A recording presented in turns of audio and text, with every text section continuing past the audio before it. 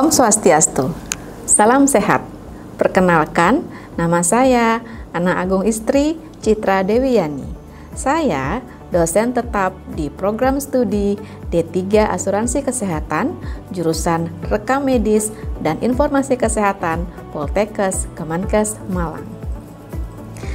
Program studi D3 Asuransi Kesehatan merupakan satu-satunya program tinggi vokasi yang khusus di bidang asuransi kesehatan. Salah satu profil lulusan dari program studi D3 Asuransi Kesehatan adalah Insurance Marketing atau pemasar asuransi kesehatan. Untuk menghasilkan mahasiswa dengan profil lulusan ini, maka mahasiswa dibekali mata kuliah yang mendukung profil lulusan. Salah satunya adalah mata kuliah yang saya ampu. Pada program studi D3 Asuransi Kesehatan, saya mengampu beberapa mata kuliah. Salah satunya adalah mata kuliah Pemasaran Asuransi Kesehatan. Pada kesempatan kali ini, saya akan menjelaskan strategi pembelajaran yang saya gunakan dengan teknik DIA, yaitu Delivery, Interaction, dan Assessment pada mata kuliah Pemasaran Asuransi Kesehatan. Mata kuliah Pemasaran Asuransi Kesehatan diberikan bobot SKS sebesar 2 SKS yang terdiri dari 1 SKS teori dan 1 SKS praktek laboratorium. Kegiatan praktikum dilaksanakan di laboratorium pemasaran dan ujian praktikum dilaksanakan dengan menerjunkan mahasiswa langsung ke lapangan untuk menawarkan program JKN ke pengunjung Car Free Day. Selanjutnya, saya akan menjelaskan tentang mata kuliah Pemasaran Asuransi Kesehatan yang terdiri dari deskripsi mata kuliah Pemasaran Asuransi Kesehatan, capaian pembelajaran mata kuliah, dan bahan kajian mata kuliah serta metode yang digunakan dalam proses pembelajaran. Deskripsi mata kuliah Pemasaran Asuransi Kesehatan, yaitu mata kuliah pemasaran asuransi ini mempelajari tentang pemasaran asuransi kesehatan, mengatasi penolakan calon peserta asuransi, melakukan pendaftaran peserta asuransi, mempertahankan hubungan jangka panjang peserta asuransi, melakukan tindak lanjut komplain peserta asuransi secara efektif dan efisien, baik asuransi sosial maupun asuransi komersial. Capaian pembelajaran lulusan yang dibebankan pada mata kuliah Pemasaran Asuransi Kesehatan adalah mahasiswa mampu melakukan pemasaran asuransi kesehatan, mengatasi penolakan calon peserta asuransi, melakukan pendaftaran peserta asuransi, mempertahankan hubungan jangka panjang peserta asuransi, melakukan tindak lanjut komplain secara efektif dan efisien. Bahan kajian atau materi pokok yang diberikan selama 14 pertemuan yaitu 1. Pengertian pemasaran dan manajemen pemasaran. 2. Sikap dan kepuasan konsumen. 3. Pengambilan keputusan konsumen. 4. Komunikasi pemasaran. 5. Distribusi produk dan harga. 6. Segmentasi pasar. 7. Media pemasaran. 8. Produk-produk asuransi. 9. Mengatasi penolakan. 10. Personal branding. Dan yang ke-11, handling objection. Adapun kemampuan akhir yang diharapkan dari mata kuliah Pemasaran Asuransi Kesehatan ada 2, yaitu pertama, mahasiswa mampu menjelaskan konsep teoritis pemasaran asuransi yang meliputi konsep pemasaran, manajemen pemasaran, konsep pengambilan keputusan konsumen, konsep marketing mix, dan product knowledge, serta kedua adalah mahasiswa mampu melakukan pemasaran asuransi kesehatan, mengatasi penolakan calon peserta asuransi, mendaftarkan peserta asuransi, mempertahankan hubungan jangka panjang peserta asuransi, melakukan tindak lanjut komplain secara efektif dan efisien. Setelah mengetahui gambaran mata kuliah pemasaran asuransi kesehatan yang saya ampu, selanjutnya saya akan menjelaskan tentang teknik pembelajaran dengan DIA. Yang pertama, delivery. Bagaimana saya menyampaikan proses pembelajaran kepada mahasiswa. Sistem pembelajaran yang saya gunakan merupakan setting pembelajaran blended learning dengan menggunakan kuadran kelas, yaitu mengkombinasikan antara sinkronus melalui tatap muka dan tatap maya serta asinkronus untuk pembelajaran mandiri dan kolaboratif yang dapat menciptakan pengalaman belajar optimal bagi mahasiswa untuk mencapai sub CPMK yang ditentukan. Tahapan dari sistem yang saya lakukan dengan pendekatan student center learning. Dalam setiap tatap muka, sebelum perkuliahan dimulai, saya sudah memberikan materi, baik dalam bentuk PowerPoint, PDF, maupun video, untuk dipelajari mahasiswa secara mandiri melalui share konten dalam material di Google Classroom, sesuai dengan minggu tatap muka yang sudah dijanjikan. Materi atau konten, ada yang saya buat sendiri, dan ada juga yang mengambil dari bahan ajar dari internet, bisa berupa jurnal, textbook, maupun YouTube.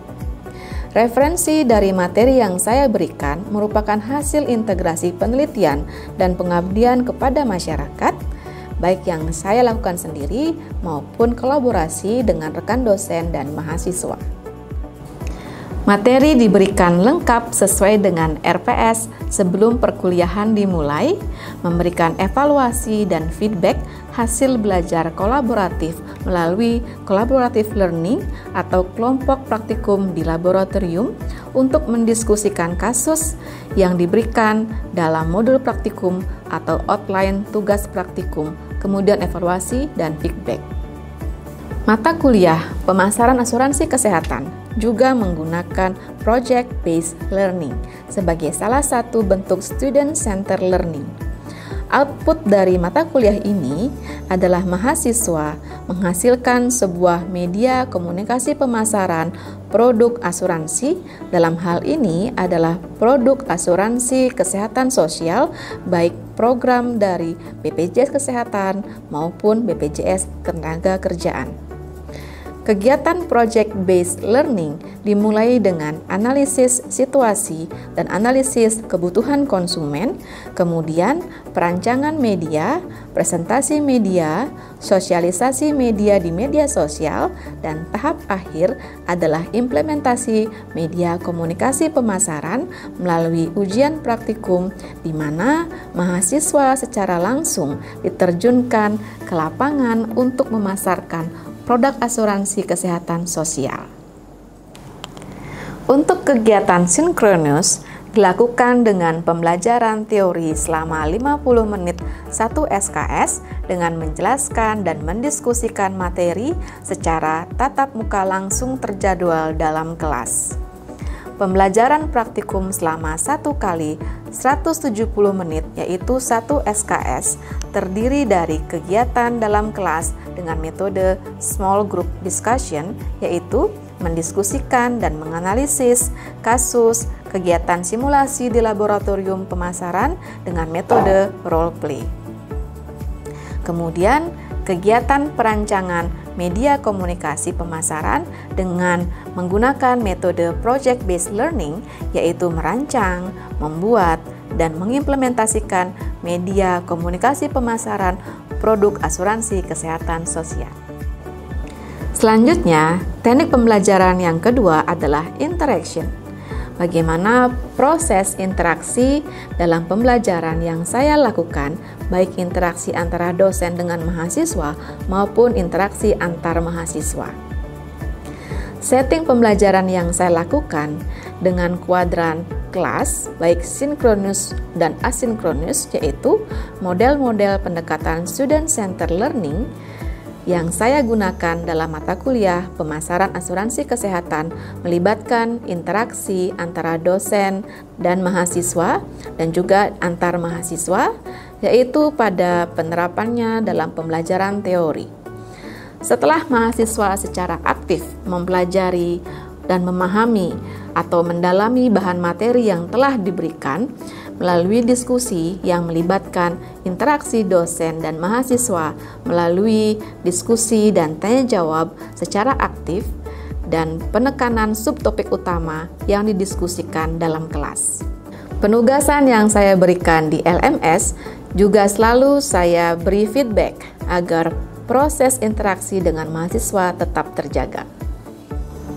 Untuk pembelajaran praktikum, melibatkan interaksi dosen dengan mahasiswa dan antar mahasiswa, yaitu yang pertama, terjadi interaksi antar mahasiswa dalam kelompok dan antar kelompok pada kegiatan pembelajaran dengan collaborative learning, di mana dilakukan interaksi dan kerjasama tim dalam mendiskusikan studi kasus yang dimulai dari menganalisis masalah, mencari referensi, dan menyelesaikan kasus.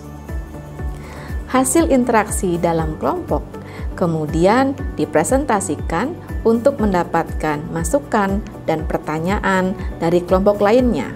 Ini disebut dengan interaksi antar kelompok. Interaksi selanjutnya adalah project learning, di mana dilakukan diskusi dalam kelompok dan antar kelompok tentang proyek yang akan dibuat. Kegiatan dimulai dengan menganalisis situasi dan kebutuhan konsumen serta perancangan media komunikasi pemasaran. Hasil interaksi antar anggota kelompok menghasilkan rancangan media komunikasi pemasaran yang dipresentasikan. Pada saat presentasi, terjadi interaksi antar mahasiswa dan dosen. Saya bertindak sebagai fasilitator yang memberikan masukan terkait konten dari media yang sudah dibuat. Interaksi juga terjadi dengan PLP yang mendampingi mahasiswa saat pembuatan media komunikasi pemasaran. Selain itu, interaksi juga berlangsung saat kuliah teori melalui diskusi dan tanya jawab langsung. Kemudian saya juga memfasilitasi kelompok dengan memberikan tanggung jawab untuk melakukan pembelajaran aktif melalui diskusi kolaboratif, saling berinteraksi, bertukar pikiran, dan berargumentasi dalam menyelesaikan tugas praktikum sehingga mahasiswa mendapatkan capaian kemampuan hard skill maupun soft skill-nya. Sebagai fasilitator, saya juga memberikan contoh kasus atau masalah yang real terjadi di lapangan. Contoh-contoh kasus bisa berasal dari studi kasus saat PKL maupun dari hasil penelitian dan pengabdian kepada masyarakat. Ini merupakan bentuk integrasi penelitian dan pengabdian kepada masyarakat ke dalam kegiatan pembelajaran. Kemudian yang terakhir, saya memberikan pendampingan pada saat kelompok mengambil keputusan yang tepat berdasarkan analisis informasi dan data dan mampu memberikan petunjuk dalam memilih berbagai alternatif solusi. Kemudian, teknik pembelajaran yang terakhir adalah assessment. Bagaimana saya menilai proses yang telah dilakukan oleh mahasiswa. Di awal perkuliahan, telah disampaikan kepada mahasiswa tentang proses penilaian dan bobot penilaian yang diberikan. Ini bertujuan untuk memberikan informasi kepada mahasiswa bagaimana mencapai tujuan penilaian yang diharapkan. Diberikan tes formatif berupa kuis yang diberikan melalui Google Classroom pada beberapa pertemuan sebagai monitoring ketercapaian sub-JPMK serta tugas dalam bentuk non-tes, misal pembuatan makalah untuk menganalisis jurnal terkait manajemen pemasaran. Untuk praktikum, ada penilaian praktikum harian untuk mengevaluasi ketercapaian sub-JPMK. Selain itu, dilakukan juga tes sumatif berupa ujian tengah semester dan ujian akhir semester untuk teori, dan juga ada ujian akhir semester untuk ujian praktikum sebagai penilaian hasil belajar ketercapaian keterampilan kognitif, afektif, dan psikomotor sesuai dengan JPMK mata kuliah pemasaran asuransi kesehatan.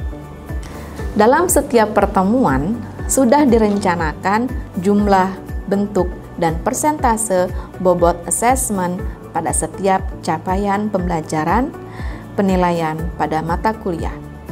Ini meliputi beberapa komponen, yaitu 25% tugas, 15% UTS, 15% UAS, 25% praktikum harian, dan 20% ujian praktikum. Selanjutnya, saya akan menampilkan cuplikan kegiatan pembelajaran di kelas dan dokumentasi ujian praktikum pemasaran asuransi kesehatan di event Car Free Day. Ya, baik, selamat siang adik-adik semuanya. Siang, Bu. Gimana kabarnya hari ini? Baik, sehat ya. Ya, adik-adik semua, hari ini kita akan bertemu lagi. Kita akan kuliah lagi. Saya akan membahas terkait dengan materi pemasaran asuransi kesehatan. Materi sudah saya posting kemarin di Google Classroom ya. Saya berharap adik-adik semua sudah sempat mengunduh dan juga membaca materi saya. Apakah adik-adik semua sudah sempat lihat materi yang di Google Classroom, Dek? Sudah. Sudah ya. Oke, kalau sudah, mungkin satu orang bisa diskusi sama saya tentang apa sih, Dek, topik kita hari ini. Ya, silakan Dek Salma. Tentang marketing mix atau bauran pemasaran, Bu. Oke, bauran pemasaran. Yang kamu ingat itu apa aja, Dek, bauran pemasaran itu? Ada produk, price, place, people, promotion, process, and physical evidence. Oke, good. Ya, sekarang saya mau bahas one by one ini ya, terkait dengan 7P tadi. Yang pertama saya pengen tahu adik-adik siapa yang tahu apa itu produk? Saya, Bu. Ya, silakan Dina. Jadi produk adalah semua barang dan jasa yang dijual untuk memenuhi kebutuhan dan keinginan konsumen. Ya, oke, betul ya. Ada yang lain sepakat begitu jawabannya? Sepakat ya. Adik-adik juga silakan nanti dibaca lagi.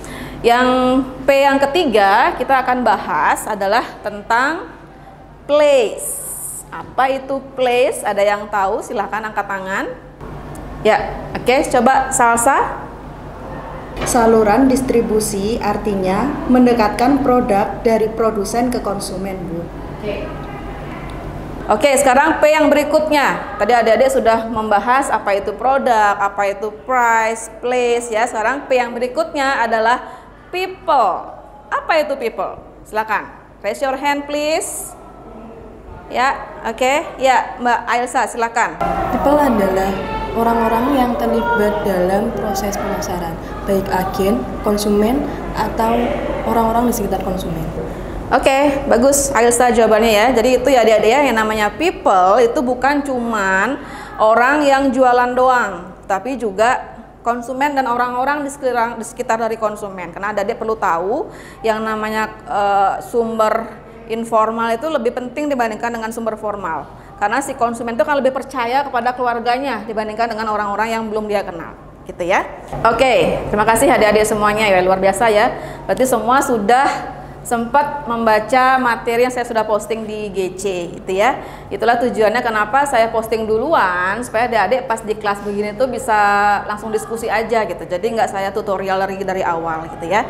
Tapi izinkan saya untuk mereview sedikit ya sebelum adik-adik nanti kita akan praktikum meneruskan proyek kita untuk membuat media pemasaran ya. Oke, sebelum saya ke situ, saya ingin review sedikit terkait tadi dengan bauran pemasaran tadi ya. Jadi ada 7P ya adik-adik ya, ada product, ada price, ada place, kemudian promotion, people, process, dan physical evidence. Adik-adik tadi semua sudah menjelaskan one by one, udah bagus ya, semua sudah bisa menjelaskan, semua sudah paham bedanya. Bedanya apa sih antara produk dengan price gitu ya.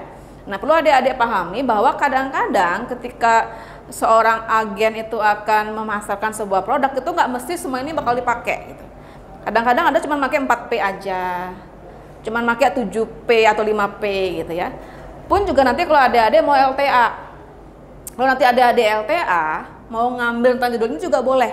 Kalau adik-adik mau mengevaluasi atau mau menganalisis bauran pemasaran dari sebuah produk asuransi, itu silakan. Beberapa cuttingmu itu sudah pernah mencoba, jadi sudah melakukan analisis bagaimana sih marketing mix dari sebuah produk. Ada yang asuransi komersial, ada yang asuransi sosial. Kalau yang di asuransi sosial ini yang di P yang kedua, yang di price itu nggak bakal diteliti. Kenapa kira-kira kok nggak bakal diteliti ya? Siapa yang tahu? Kenapa? Tadi masih ingat nggak apa itu price? Pengorbanan ekonomis. Jadi ada strategi harga di situ. Artinya kalau misalnya sebuah perusahaan asuransi, kalau dia memainkan dari price, berarti dia akan main-main tanda kutip tuh di harga. Ya, misalnya apa sih? Kalau di harga misalnya adalah harga yang ganjil. Misalnya nih, belilah klaim asuransi dengan premi sebesar Rp599.000 gitu misalnya. Rp599.000. Itu sebenarnya berapa sih artinya? 600.000 sebenarnya. Tetapi dimainkan oleh si agen menjadi 599, itu namanya strategi price. Makanya kenapa kalau asuransi sosial itu nggak mungkin main-main di price. Karena apa? Karena sudah ditentukan iurannya dari pemerintah. Jadi kan nggak boleh kalau misalnya JKN nih, misalnya ikut 3 free 1 gitu kan nggak boleh. Jadi ya udah semuanya kalau emang anggota keluarganya 4 ya 4-4-nya didaftarin gitu. Itu nggak ada yang namanya buy one get one, itu nggak ada kalau di JKN ya. Kalau misalnya di produk-produk yang lain mungkin iya, buy one get one atau beli 2 bayar cuma 1 gitu tuh bisa. Itu namanya strategi price gitu ya. Kalau tadi di bagian produk, kalau adik-adik masih ingat juga yang namanya produk adalah semua barang dan jasa yang dijual untuk menjawab kebutuhan dan keinginan konsumen ya. Adik-adik harus ingat juga ya, bedanya antara butuh dengan ingin. Ya, kalau butuh itu adalah need ya.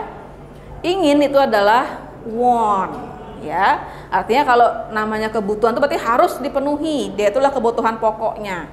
Kalau yang keinginan itu hanya untuk memenuhi hasratnya saja. Misalnya kalau kita ngomongin tentang asuransi ya, misalnya ya.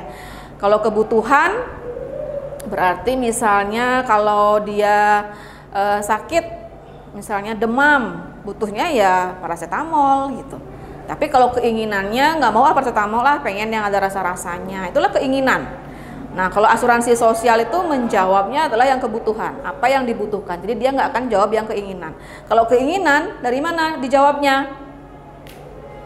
Kalau kebutuhan itu dari asuransi sosial, kalau keinginan asuransi apa? Yang keras? Asuransi komersial. Karena asuransi komersial itu adalah menjawab keinginan. Ya, resikonya apa? Bukan resiko sih.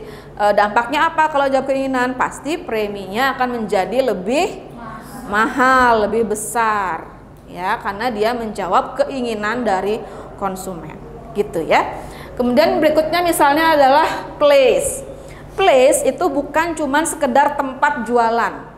Tadi ada yang jawab, saya lupa siapa ya. Tadi jawab place itu apa sih? Saluran distribusi.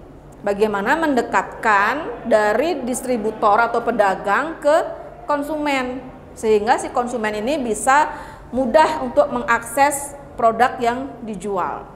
Gitu ya. Misalnya apa sih place itu? Misalnya adik-adik sebagai nanti agen misalnya gitu. Misalnya buka lapak di mall gitu, misalnya buka booth gitu di mall, itu namanya place. Jadi bukan cuma sekedar tempat jualan. Atau misalnya di marketplace adik-adik misalnya promosi di mana, itu bukan namanya place. Jadi tempat itu atau place adalah saluran distribusi, bagaimana mendekatkan dari produk dari produsen ke konsumen. Bisa dipahami adik-adik? Bisa. Boleh saya lanjut ya? Oke, kalau yang berikutnya adalah promotion. Tadi sudah disebutkan juga ya, promotion itu apa sih? Promotion adalah bagaimana sih kita menonjolkan produk kita supaya orang itu mau beli. Yang etisnya, yang tidak etisnya adalah ketika kita menjatuhkan produk orang lain, itu yang nggak boleh. Walaupun kita jualan, walaupun kita bersaing, tapi tetap aja kita fokus pada produk kita. Nggak usah repot ngurusin produk orang lain gitu. nggak usah repot jelek-jelekin produk orang lain, hanya fokus kepada produk kita saja. Itu namanya promotion, ya. Bisa dengan misalnya tadi promotion ini bisa dibarengin sama yang price, misalnya itu tadi buy one get one, mungkin beli 2 bayar 1, itu udah strategi-strategi di promotion, gitu ya. Berikutnya adalah proses, ya. Tadi di bagian proses sudah dijawab sama temanmu tadi. Jadi bukan cuman sekedar habis jualan terus udahan, enggak. Tetapi juga after sellingnya, pasca penjualannya, itu namanya proses. Jadi nggak akan berhenti. Begitu memasarkan, kemudian dia beli, kemudian dia closing, pasca penjualan kamu tetap membina hubungan baik. Karena yang penting sekarang adalah membina hubungan jangka panjang dengan konsumen. Bukan cuman sekedar mendapat konsumen, tapi membuat konsumen menjadi loyal atau setia. Ya. Kemudian berikutnya adalah physical evidence atau kondisi fisik. Jadi bukan cuman fisiknya kita sebagai seorang agen, tetapi juga kondisi lingkungan fisik dari tempat kita bekerja. Misalnya kantornya bersih, rapi, terang gitu ya. Kalau jadi agen, ya agennya itu yang rapi gitu ya. Nggak mesti harus cantik atau ganteng, tapi menarik, berpenampilan menarik, bersih, wangi gitu ya. Karena kita mau ketemu orang, kita mau menjual sebuah produk. Jadi jangan sampai orang itu males duluan ketemu kita, udah kitanya lusuh, kemudian bau badan, kemudian nggak ngerti apa yang dijual gitu ya. Jadi di bagian physical evidence ini selain penampilan fisik juga harus kita pahami bagaimana kita paham atau mengerti tentang product knowledge, ya. Kita paham betul apa yang mau kita jual. Ya, gitu ya adik-adik ya. Saya rasa cukup materi pada hari ini. Apakah ada yang mau ditanyakan? Sudah paham semuanya ya adik-adik ya? Sudah. Oke, baik, kalau misalnya nanti ada yang belum paham, adik-adik silakan saya boleh di WA, boleh lewat PJ atau langsung juga WA saya juga nggak apa-apa gitu ya. Oke, sebelum saya akhiri, adik-adik silakan kembali kepada masing-masing kelompoknya ya, diteruskan lagi untuk pembuatan proyek media pemasarannya ya, dikaitkan dengan 7P tadi. Adik-adik harus pastikan bagaimana apa sih yang membedakan iklanmu sama yang lain gitu. Apakah ada strategi price di dalam iklanmu atau gimana? Silakan nanti berdiskusi. Nanti kita akan ketemu lagi di praktikum ya. Saya akhiri kelas saya pada hari ini. Terima kasih semuanya. Selamat siang. Selamat siang. Terima kasih.